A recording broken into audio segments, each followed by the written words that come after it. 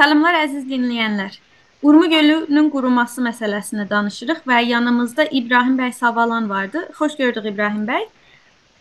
Mən Çox sağ olun. birinci sualımızdan başlamaq istəyirəm. Sizin çox vaxtınızı almaq istəmirəm.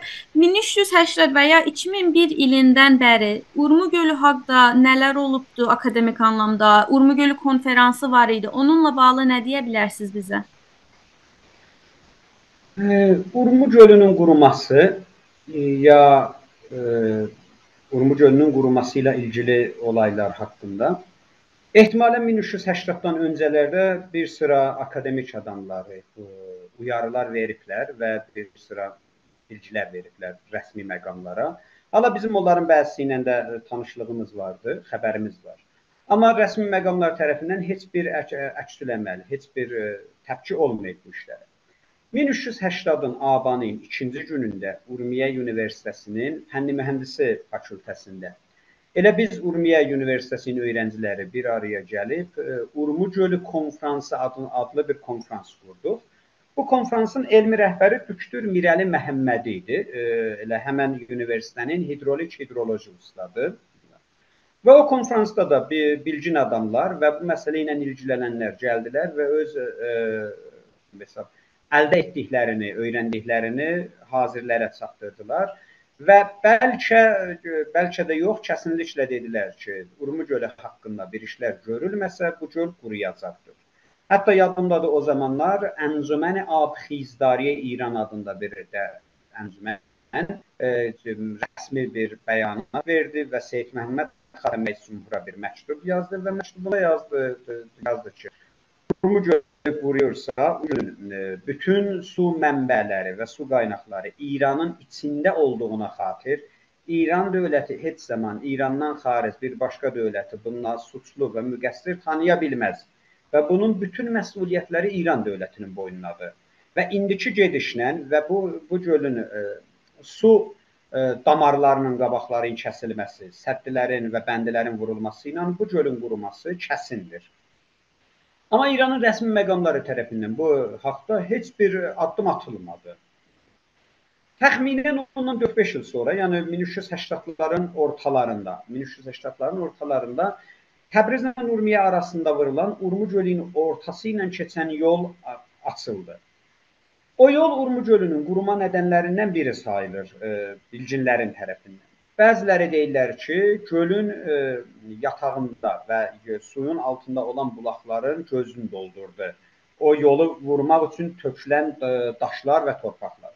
Və bəziləri deyir ki, suyun özünün o hidrolik hərəkətinə mane olub, suyu 2 dənə şimali və cənubi qismətdə boğub və suyu rakit saxladı və durğun qalan su daha artıq buxarlanır və gedir göylərə. Yəni su hərəkət halında olduğunda az buxar olacaqdır və az buğulayıb və əldən gedəcək. Amma o yolun bir ayrı qazancı da oldu, o da bu idi. İnsanların Təbriz Urmiya gəlgedi oradan oldu və hamı öz gözü ilə yaxından gördü ki, bu göl günü-gündən quruyur. Ondan öncə Təbriz Urmiya gəlgedi Şəbistər və Salmas məsiri ilə idi və çox az olurdu ki, Urmu gölün insanlar yaxından görsünlər. Və o yaxından görmək 1386, 7, 8 illərində Azərbaycanda bu NGO-lar və dərnəklərin təvəccühün Urmu gölünə tərəf çəkdi. Mənim yadımda idi, Xane-i Mühitsist və Toseyi Paydar adında bir dənə mühitsist Təbrizdə, Təbrizin Tuba bağında Urmu gölü konfransı adında bir mərasim qurdu. Çox sembolik halda da Urmu gölü öləcək və ona qəbir daşı kimi bir şeylər yazdırmışlar. Həftəliklər, gündəliklər və bu şərqi-qərbi Azərbaycanda, xüsusən Təbrizdə, Urmiyədə buraxılan dərgilər də yavaş-yavaş Urmu gölü haqqında yazmağa cəhd göstərirdilər. Amma hələ bu illərin hamısında dövlətin tərəfindən Urmu gölünü qurtarmağa heç bir addım atılmır ki, heç. Ardı-ardı kəsilmədən bəndilər vurulur suların üstündə və get-gedə gölün quruması kəsinləşir. Və bunları hamı görür.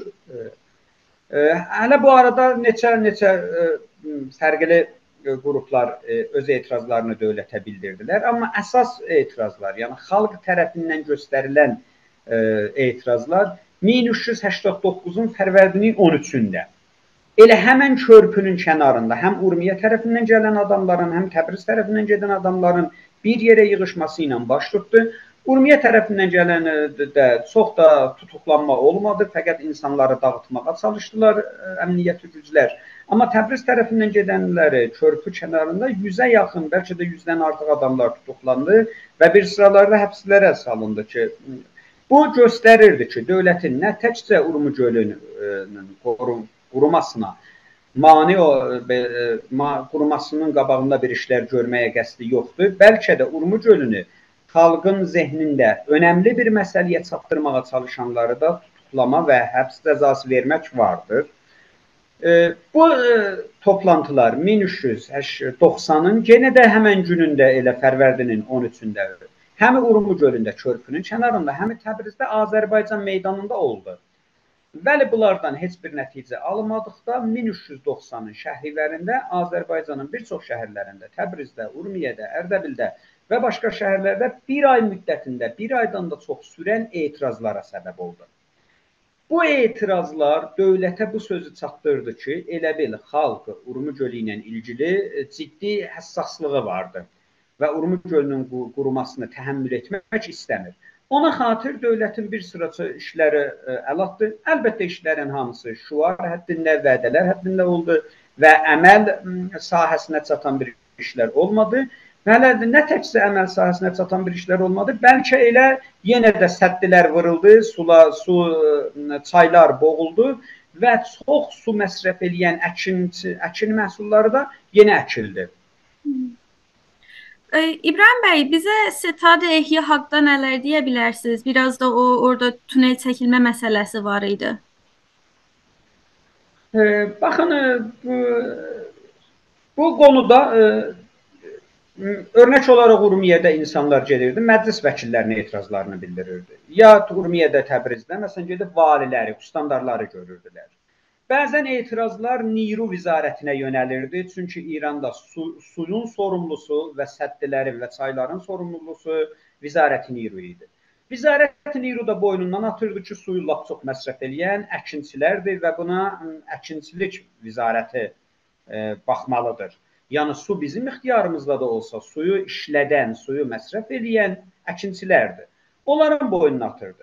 Bu qarma-qarışıqlıqda bir sıra insanların istəkləri və bir çox dərnəklərin və NGO-ların məktubları bu səmtə yönəlirdi ki, Urmu gölünün quruması ilə ilgili müstəqil bir orqan olmalıdır. Və o orqan həm Vizarət-i Nirunun, həm Vizarət-i Əkinçilik Vizarətinin, həm ustandarların, həm məclis vəkillərin birləşmişindən əmələ gəlməlidir və orada tutulan qərarlar və təslimlər bütün bu dövləti orqanlara keçərli olmalıdır. Elə bu tələblərin nəticəsində Sitadı Ehya-i Dəryası-i Urumiyyə adlı bir yer quruldu. Elə o sitadda başlanışında dedi ki, çox elmi işlər görüləcək. Bəzən bu bəhslər var idi ki, Təbriz Universitetində olsun bunun mərkəzi, yoxsa Tehranda Sənət Şərif Universitetində olsun ki, Tehranda Sənət Şərif Universitetində oldu mərkəzi. Bəzən deyilirdi bunun rəisi rəis cümhur olsun, amma bəzən deyilirdi ki, rəis cümhurun başı üçün çox fərqli işlərlə qaldı və rəis cümhur bəlkə buna vaxt ayıra bilməsin. Rəis cümhurun mavini, yəni prezidentin mavini bu işi boynuna alsın. Elə ona görə də Urmu gölünün o Sitadı Ehyası ilk addımlarında biraz belə göstərirdi ki, bir işlər görəcək və çox addımlar atacaqdı. Amma get-gedə onun da ixtiyarları və onun da imkanları əlindən alındı. Elə oldu ki, onun rəisi, rəis cümhur olmaqdan, rəis cümhur mavini olmaqdan gəlib ustanların birinin ustandarı ya valisi olmağa qədər yendi. Ona verilən etibarlar və ona verilən əməl azadlığı meydanları qısadıldı və daraldı və onların sözü başqa orqanlara keçərli olmadı. Sadəcə belə bir söz desəm, Urmu gölü belə tutaq ki, qədimki Urmu gölü, məsələn, bir futbol meydanı böyüklüyündə olmuş olsaydı, indi onun ortasında qalan su futbol meydanının ortasında çəkilən balaca dairə boydadır. Ona xatir çaylarda hətta su da olmuş olsa gələndə, bundan öncə gələndə fərz elə futbol meydanının korner nöqtəsinə ya xəttinə çatanda, yəni suya çatır elə bil. Çatırdı ki, suya. Amma indi qıraqdakı xəttilərdən ya korner nöqtəsindən ortadakı dairəyə qədər uzun məsafə var. Yəni qədim Urmu gölünün bəsləri ilə indiki su olan yerin bəzi yerlərdə 50 kilometr fasiləsi var. Və bu çayda gələn su yaylar o bəslərdə heç gedib o mərkəzi suya çatmaz. Sitad-ı Ehya-i Dəryası-Ürmiyə heç olmasa bu çayların məsirini açmaqda, bəslərini təmizləməkdə və gələn suları o mərkəzi suya hidayət eləməkdə də müvəffəq olmadı. Yəni ən azı bir iş ki görəcəkdi o çayların bəslərini təmizləsin ki, gələn sular gedə ora çatsın, bu işə müvəffəq olmadı. Və mudam yalan adreslər verdi. Gah dedi Xəzərdən su çəkəcəyik, gah dedi Arazdan su çəkəcəyik, gah dedi Vandan su çəkəcəyik. Gah dedi Zabdan bir tünel vurırıq. Hala o tünel nə qədər əməli idi, əməli deyildi. Çox da həzinələrlə vuruldu və bura qədər heç də bir təsiri olmayıb desək yanılmamışıq. Bir halda ki bunların hamısını eləmək əvəzində sadə bir işləri, biraz əkinçiliyi məhdudlaşdırsaydı, su çox məsrəf eləyən əkinçilikləri məhdudlaşdırsaydı, çayların, məsirlərin təmizləyib və suyu Urmu gölünə tərəf hidayət eləsəydi, Urmu gölünün ətrafında olan şəhərlərin, fazlabların və atık suların təmizləyib və Urmu gölünə çatdırsaydı, bundan çox yararlı olardı ki, yalandan gündə şüar verək ki, bu günləri Çindən adam gətirəcək və Çin dövləti ilə birlikdə iş görəcək. Sabah deyə Japonla danışmışıq, bir gün deyə ki, Xəzər, Araz, Van. Bir halda ki, bunların heç birisi doğru və düzgün bir yol deyil. Sitad-ı Ehya-i Dəryası-Ürmiyyədə tutduğu hədəflərində və aldığı qərarlarda nə qərarları dövləti orqanlara keçərli oldu, nə də uğurlu oldu. İbrahim Bəy, Sitad-ı Ehya uğurlu olmadı, ancaq bəlkə axır son dövlətlərdə necə İran dövlətinin fərqli prezidentləri olubdu. Onlar bir iş görməyə çalışıblarmı? Ya bu ehya məsələsi buraxılıbmı? Onların gündəmində varmı, yoxmu? Yox, gündəmlərində deyil. Mən belə desəm ki, heç əvvəldən gündəmlərində deyildi, yanılmamışam. Amma indi də daha net demək olar ki, heç də gündəmlərində deyil. Bəlkə Sitad-ı Ehya 1394-95 arası biraz uğurlu oldu. Çünki o illərdə bir neçə il müddətində az da olmuş olsa suyun artmasına şahid olduq.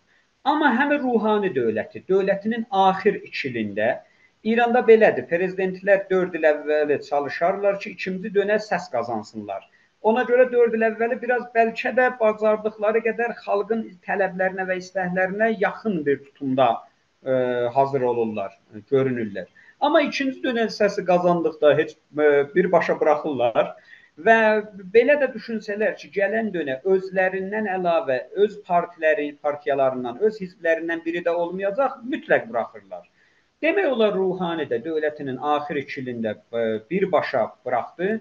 Rəisinin də dövlətinin əvvəl bu 2 ilində bəlli məqamların tərəfindən söylənən sözlərə görə, İsa Kələntəri və başqalarının dediklərinə görə çaylardan Urmu gölünün olan səhmi verilməyib. Yəni Urmu gölünün çaylardan olan səhmi 2 il bu dövlətdə və 2 il bundan qabaqki dövlətdə verilməyibdi. Bunu xəbərli olan məqamlar deyirlər. Və bu da Urmu gölünün durumunu daha da pisləşdirib və daha da belə acınacaqlı duruma salıbdır. Xüsusilə keçən 1-2 ildə biz eyni şahidik ki, bir sıra şəhərlərdə, Urmu gölünün ətrafındakı şəhərlərdə əkinçiliyə, hətta dem yerlərdə əkilən məhsullara da su verilir və səddilərin suyu əkinçilərə verilməkdə heç də bir qayda qanun hakim deyil. Bəzən səddilərdən buraxılan sular ki, Urmu gölünə getməli idi, onu da yolda əkinçilər ayırıb və öz məhsullarına xərcləyirlər və bunun da qibalında heç bir addım atılmır. Hələ bunlardan əlavə Qərbi Azərbaycanın xüsusilə dağlıq bölgələrində elə uca yerlərdə ki, uzun illər mərtə və örüş imiş, yəni qoyun-quzunun otlaq məntəqəsi idi, əkin yerləri də idi. Onları da birbaşa necə deyim, dəyişib və əkin və bağ yerlərinə çeviriblər və onlara da təzədən elə su veriblər. Keçən neçə illərdə Sitad-ı Ehya deyilən bir şey buraxılıb ki, heç, bəlkə daha da artıq Urmu gölünün suları ayrı məqsədlərə yönəldilir. İbrahim Bey, birinci el siz buna şahit olduğunuz için soruşmaq istəyirəm. Deyirlər ki, orada kəndlər boşalıbdı, orada yaşayan insanların həm sayısı azalıb, həm də qalanların belə durumları çox yaxşı deyil. Bununla bağlı bizə nə deyə bilərsiniz?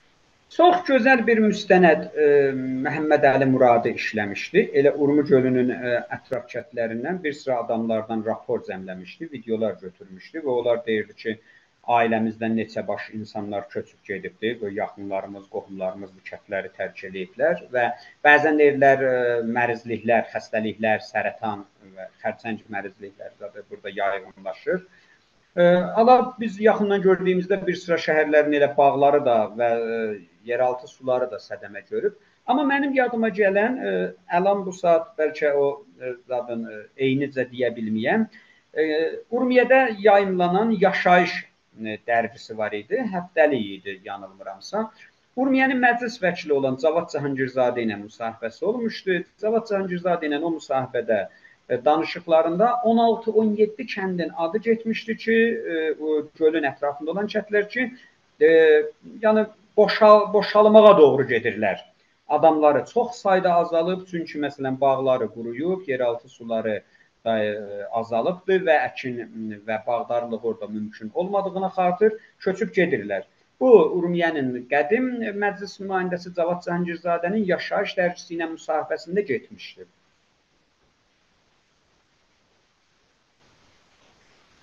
İbrahim Bey, çox təşəkkür edirəm vaxt ayırıb bizimlə bu çox mühüm və faydalı bilgiləri paylaşdığınız üçün. Sağ olun, mən də təşəkkür edirəm.